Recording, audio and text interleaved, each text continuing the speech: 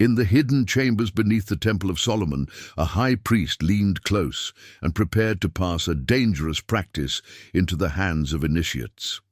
He spoke a single inquiry, paired with 2 words that collapsed the power of the false god and cut energetic cords feeding ignorance. The council sealed and erased it.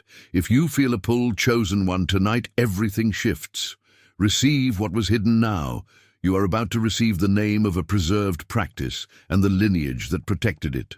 The teaching I reveal traces through mystery schools, 2nd century Gnostic networks in Egypt, and Hermetic circles in Alexandria. Initiates preserved an inquiry and an accompanying 2-word formula that functioned as a cognitive pivot. Documented history shows mystery schools at Eleusis and priestly chambers in Jerusalem produced guarded methods. The Nag Hammadi Library, discovered in 1945, contained scriptures and revelations used by early Christian and Gnostic communities. The Council of Nicaea, in 325 CE, established the Orthodox canon, excluding numerous Gospels and ritual instructions used by diverse communities. This is the context in which initiates hid practical methods that enable immediate experiential shift. The essence of the method is not theatrics. It is a concise pivot that redirects attention away from the identifying patterns that feed the false architecture of authority and fear. According to Gnostic cosmology, Archons, rulers of illusion according to Gnostic texts, function as intercepting forces that exploit identification with fear, habit, and shame. Hermetic tradition teaches correspondence, as above, so below, meaning inner architecture echoes outer structures. This teaching was preserved because it worked. Initiates passed it silently in whispered classroom conditions to limit harm and distortion. Practitioners often describe moments of sharp clarity when the pivot is applied correctly. Your struggles up to now are part of that preparation. You have been tuned by trials and rejection in ways that increase your capacity to hold the teaching without attachment, which is why you are ready. The teachings shared here synthesize ancient Gnostic cosmology, Hermetic principles, and modern energy work. They represent one interpretation of spiritual reality among many valid paths. Your discernment is essential. This is not an assertion of superiority. It is a transmission for those who are resonant and prepared. Imagine what would happen if initiates had not hidden this practice. Who benefits from its suppression? Powerful institutions that maintain mediation and ritual authority had clear incentive to exclude techniques that rendered priests unnecessary. The church and imperial authorities curated a canon that centralized spiritual power. The question remains, who profits when people cannot directly sever the cords that feed disempowerment? That question will return as we proceed. You are among those who remember. You are reading because something in you opened when these words were offered elsewhere. This lineage preserved the method because they knew individual reclamation would ripple outward, altering social energetic fields and the balance of power. That is the stake. This is why initiates took oaths of silence and transmitted the teaching in fragments, encryption, and ritualized breath. Tonight, you step closer to an ancient thread that returns sovereignty to attention itself. Who hides such a thread, and why? Consider that as you continue. You have felt the pressure that comes from being unusually sensitive. Those early experiences of overwhelm were not random. Your sensitivity has made you a focal point for the dynamics I call the control system. According to Gnostic cosmology, the demiurge, false creator being, projects a fabricated order that stabilizes the material focus of consciousness, and Archons, rulers of illusion, enforce that order by amplifying fear. Energy workers commonly sense this amplification as interference, patterning, and sudden psychic friction. Historical sources indicate that institutions also shaped narratives that favored mediated access to salvation. The Council of Nicaea, and subsequent ecclesial structures established doctrinal authority, which centralized interpretive power and marginalized rival frameworks. Contemporary interpretations suggest those structures functioned not only as theological consolidation, but as social mechanisms that limited direct techniques of inner liberation. Psychological frameworks explain much of the control system through conditioning, trauma response, and social learning. This is valid. Esoteric lineages add that an energetic layer can interact with conditioning to keep patterns entrenched. Practitioners often describe a compound effect. Personal trauma gives a foothold to energetic influences, which in turn deepen behavioral loops.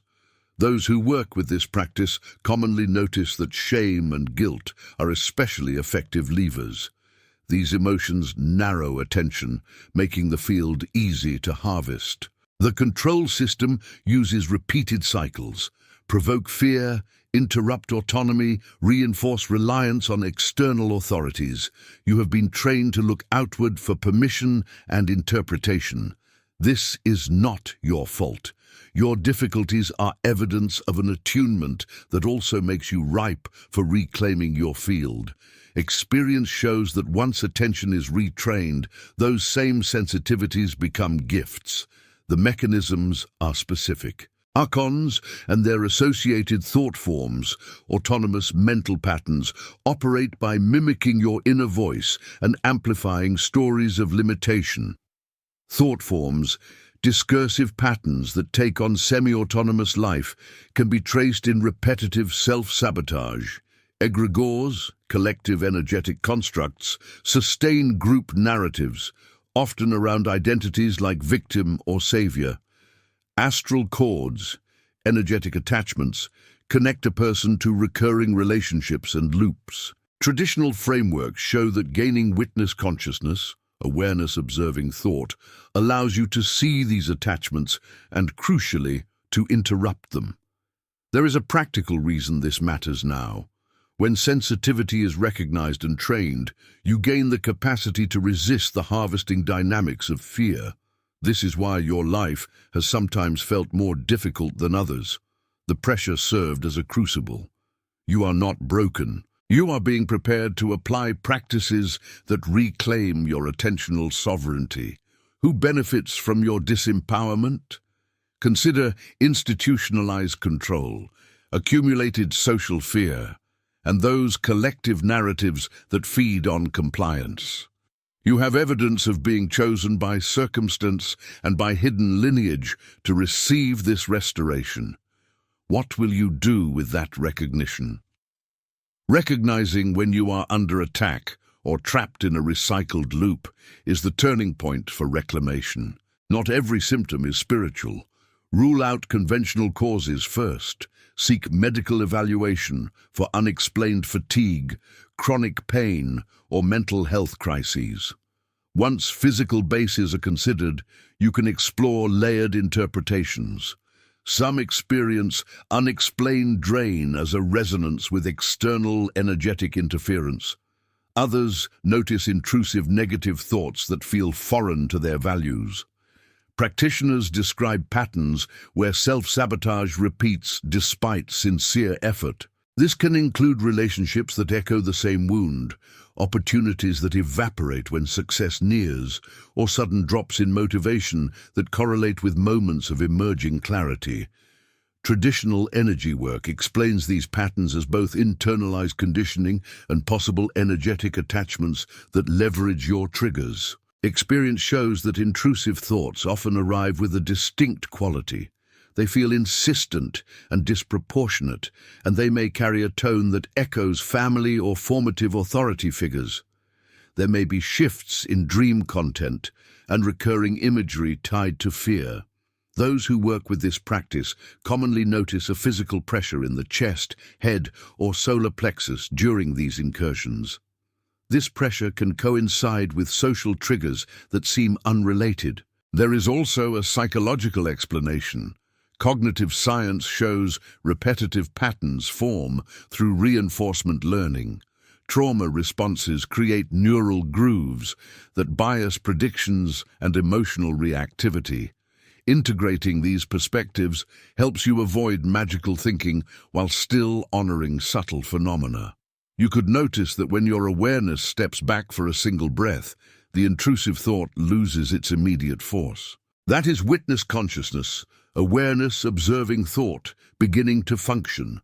Witness consciousness allows you to create a space between stimulus and reaction. Some experience a palpable shift when they practice an attentional technique for a few minutes. Others observe small but consistent pattern interruptions across weeks. The key: recognition precedes agency. When you frame repeated hardship as a sign of spiritual sensitivity rather than failure, you reassign meaning to pain and frustration. This reframing is not denial. It is strategic. You will still need practical tools. Short-term, track triggers and bodily sensations. Medium-term, cultivate an attentional discipline, focused, sustained practice that strengthens presence and interrupts habitual reactivity. Attentional discipline, training to hold focused awareness, helps restructure the way your nervous system responds to stimulants. You are not alone in this.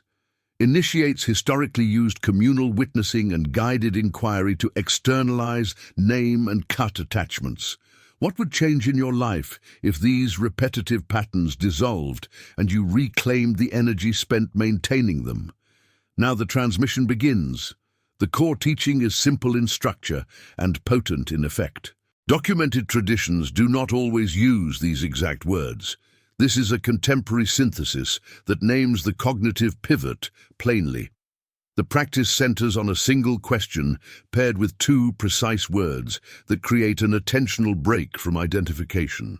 The inquiry functions as an instigator of anamnesis, recollection of deeper knowledge, by shifting the frame in which thought operates. Anamnesis, inner remembering of one's true nature, appears across Platonic and Gnostic sources as the mechanism by which initiates recall sovereign identity. The two words function as a territorial anchor which interrupts habitual looping. Territorial presence, firm energetic boundary setting, creates an immediate felt sense of containment around attention. The phrase is offered now in clear form. Use it with responsibility and grounding. The inquiry to ask internally when you feel hijacked is, who is experiencing this? Ask it with quiet curiosity, not with accusation. Then speak the two-word anchor aloud or silently with clear intention. I remember. The words carry no magical force by themselves. Their power comes from directed witness consciousness, awareness observing thought, paired with intentional speech. Gnostic texts teach that naming shifts the architecture of attention. When you ask, who is experiencing this, you create a micro-break. It forces the mind to halt automatic narrative and invites presence. Then, the two-word anchor provides a simple reorientation into the felt sense of continuity with deeper self. Practitioners often describe this pivot as abrupt and clarifying. Those who work with it commonly notice a gap opening between thought and felt experience. The mechanism: by interrogating the agent of experience, you uncouple habitual identity from sensation. Contemporary interpretations suggest this interrupts the feedback loop Archons exploit, reducing the charge that sustains thought forms. This teaching synthesizes Gnostic and Hermetic approaches with modern cognitive inquiry.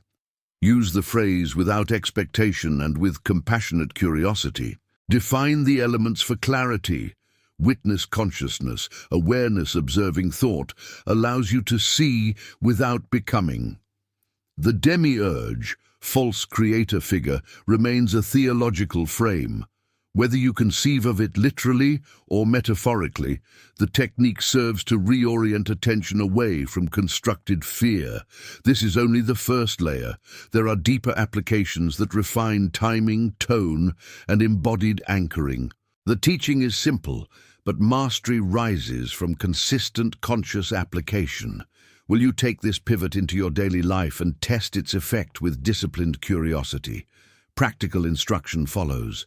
This sequence is the operationalization of the inquiry and the two-word anchor. Step 1. Preparation. Sit upright or stand with feet grounded.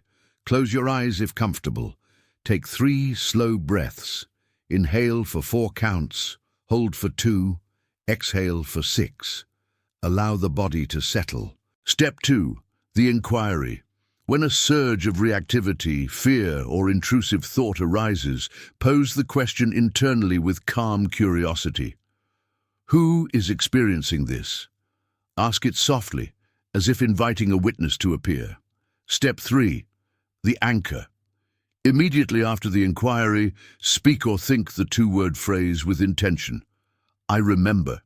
The phrase should be said with a slight exhale and a sense of reclaiming continuity. Step 4. Internal state. Hold a gentle, non-judgmental attention.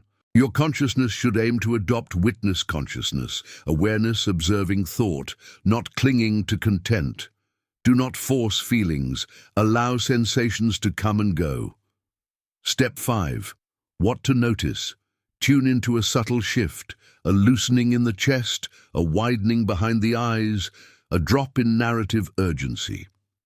Practitioners often describe a brief spaciousness or relief. Sometimes there is no immediate change. Both outcomes are valid. Step 6. Close and integrate. Rest for a breath or two. If possible, journal a sentence about what changed or what remained.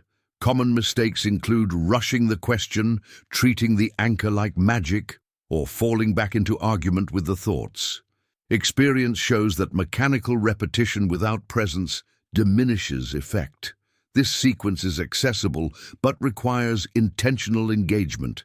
Traditional sources used ritualized timing and community support to reinforce the pivot. Modern usage works well with short daily practices and situational application. Variations. You can extend the breath count, add a grounding hand on the solar plexus, or briefly state a territorial boundary such as my field. Territorial presence. Firm, energetic boundary setting enhances the integration when used with the anchor. Practitioners describe different rhythms. Some prefer silent articulation, others benefit from voicing the phrase aloud. As with all inner work, your discernment guides adaptation. As with any spiritual practice, your experience is unique. What I describe is based on traditional teachings and practitioner reports. Your own inner guidance is the ultimate authority. Results vary widely. Use care if you have a history of trauma. Consult supportive professionals as needed. Apply this practice twice today in low-stakes moments and once when reactivity appears. Consistent application cultivates an attentional habit that can reduce the charge of recurring patterns over time. This is the practical tool initiates refined across centuries. Subscribe to this channel to receive more ancient teachings being revealed for the awakening collective. Commit to testing and reporting your observation. The next section explains what you may observe as the practice takes root. What subtle changes will you notice first? Expect variation. Immediate effects can be subtle or striking, depending on context and nervous system state. Some experience an immediate sense of lightness, as if a small weight lifts. Others feel calm clarity, where the emotional tone becomes less commanding and more manageable. Practitioners often describe a brief separation between observer and thought, a gap in which narrative urgency dissolves. Those working with this technique commonly notice sensory anchors, such as a quieting behind the eyes or a loosening in the throat.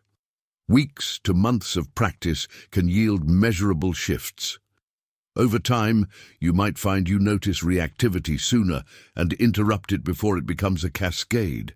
Experience shows that consistent attentional discipline, training to hold focused awareness, can strengthen intuition and refine boundary perception. Relationships can shift. People who once triggered old scripts may either mirror your new presence and adjust, or their friction will reveal misalignment and recede.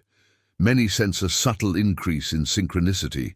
This can be understood as pattern recognition, sharpening alongside openness to possibility. Framed realistically, perceived synchronicity is a blend of attentional focus and selective noticing, not magical causation. Resistance is normal. Old patterns will test you. You may encounter internal objections, a voice that claims this is nonsense or that you are failing because progress is not immediate. There may be waves of emotional release or a resurfacing of memories. Traditional frameworks describe these as purification phases. Contemporary reports indicate they are part of nervous system reorganization. Some practitioners experience energetic backdraft, an intensification of symptoms, as attachments shift. This is not proof of external persecution. It can be the nervous system recalibrating.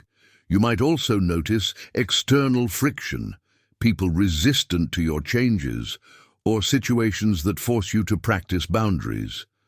That friction is often a test by environment, not a new sign of threat. Practice grounding breaths when resistance appears. Short breaths with long exhales reduce sympathetic activation. The technique should not create paranoia. If themes of fear escalate, seek support from psychotherapeutic or medical professionals. Over months, those who sustain the practice commonly report increased resilience and clearer alignment with vocation and relationships.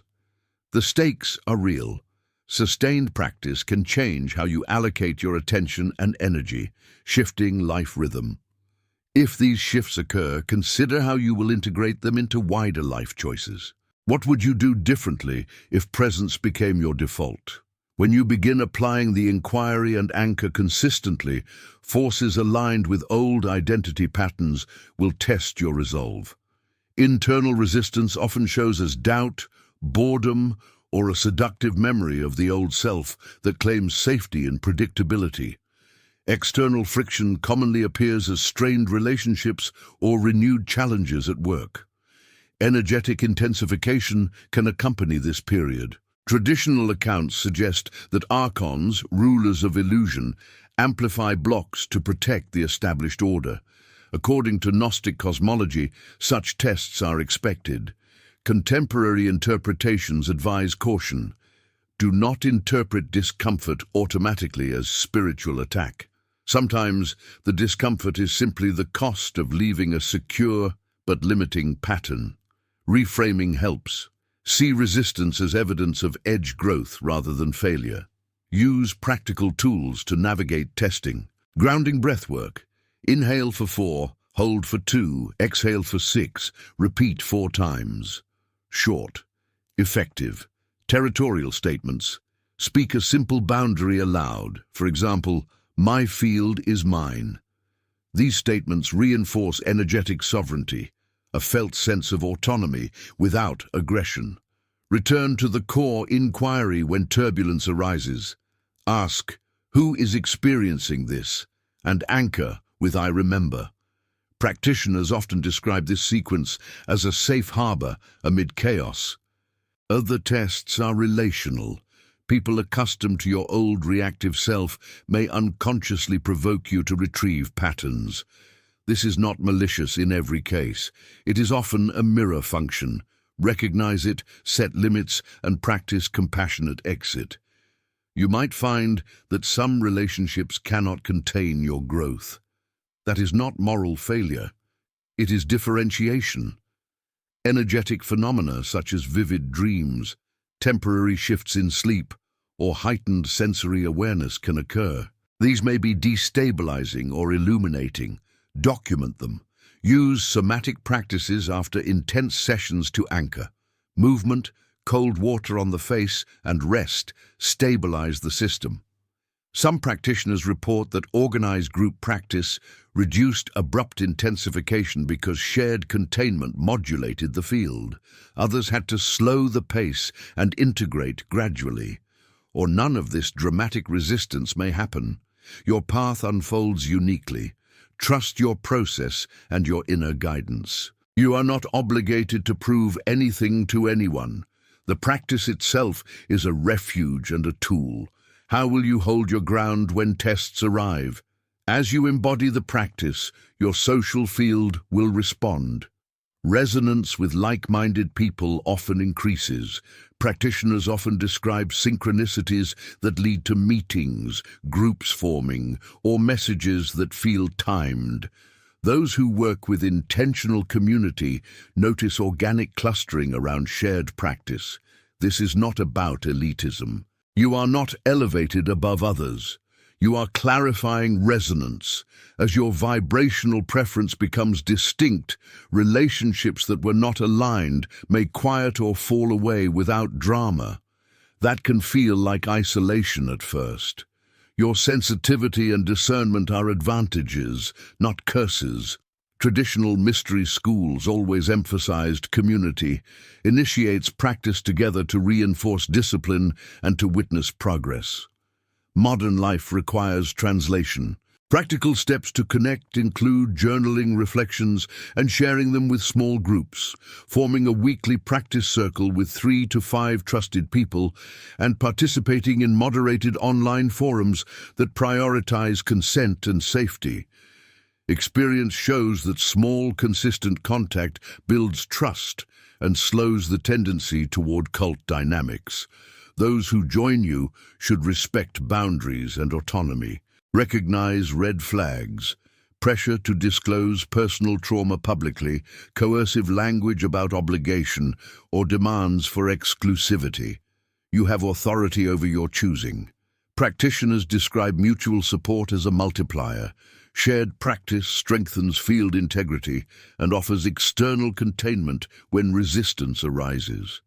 You could notice that as alignment increases, opportunities for cooperative ventures and creative collaborations appear.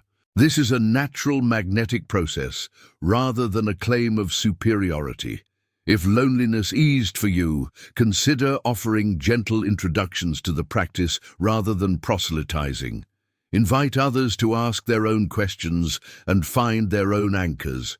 Online communities can be useful, but vet spaces carefully.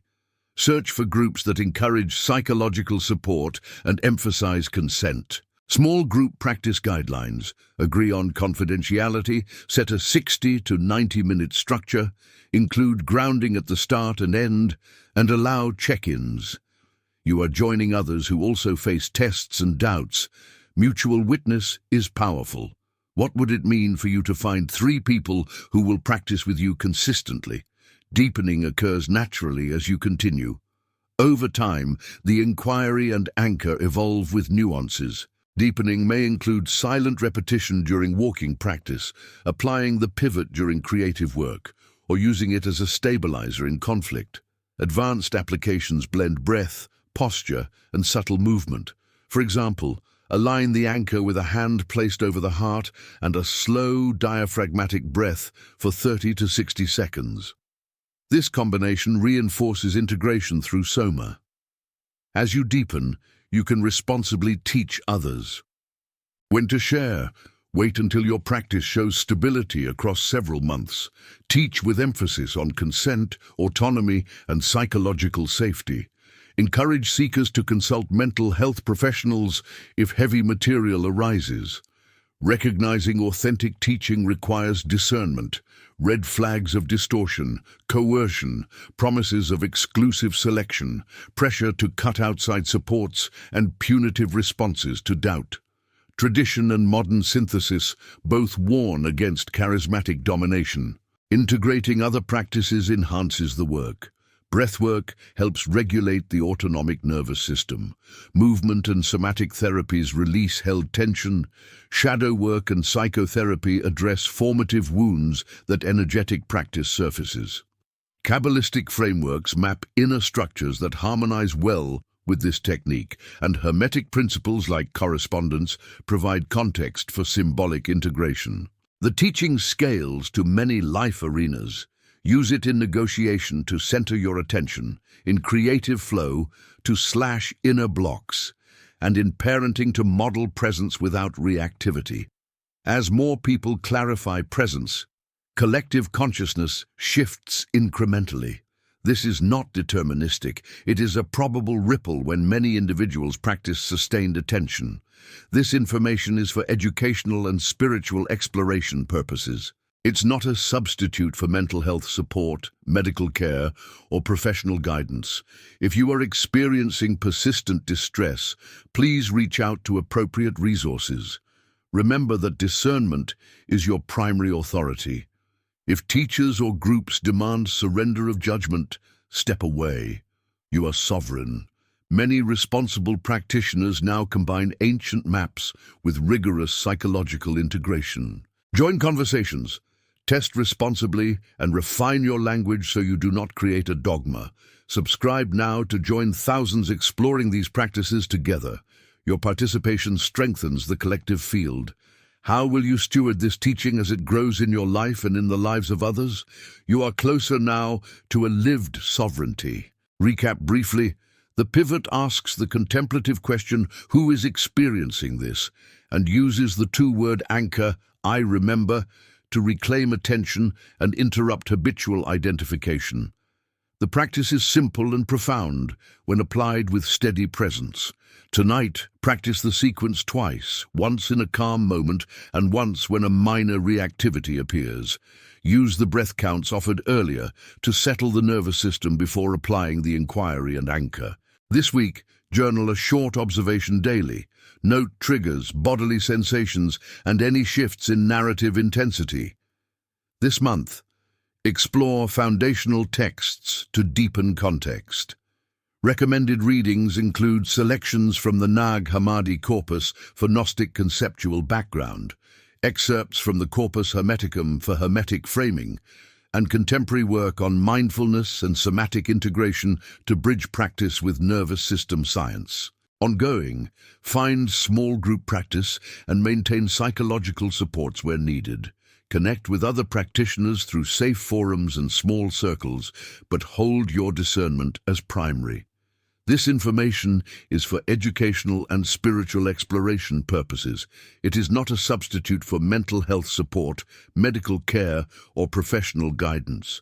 If you experience persistent distress, reach out to appropriate resources. Choosing to set this aside is also valid. Free will matters. You may take what serves and leave the rest, and that choice honors your sovereignty. You are not required to prove anything to anyone. Your struggles have prepared you. Your sensitivity is a tool. Your attention is your authority. Use it with care. Everything changes only when you choose it. Will you choose presence now and walk forward as a sovereign consciousness?